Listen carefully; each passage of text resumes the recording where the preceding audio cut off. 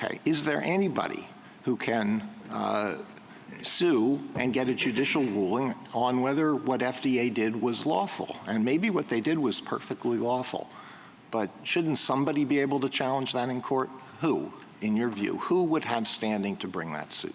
I think that with respect to these regulatory changes, it's hard to identify anyone who would have standing to sue, but the court has said time and again that the fact that no one would have standing doesn't provide a basis to depart from Article 3 principles. It said that in Raines, in Richardson, in Valley Ford, and in Clapper, and so I think it's clear that even if there is no alternative person here who could sue, that doesn't mean that the court should dispense with the indispensable requirements of Article 3. Okay, I understand that, and Article 3 is important. So your argument is that it doesn't matter if FDA flagrantly violated the law, didn't do what it should have done, endangered the health of women. It's just too bad nobody can sue in court.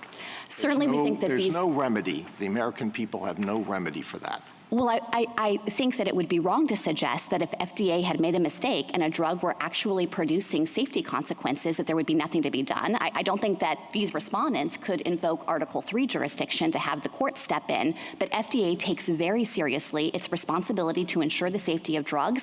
It conducts ongoing surveillance and can make adjustments to the regulatory regime if safety situations emerge. The drug sponsors themselves remain responsible at all times. We have a tort system in this country, and that can help ensure that if there are safety problems that come to pass, the sponsors will take action in reaction to that.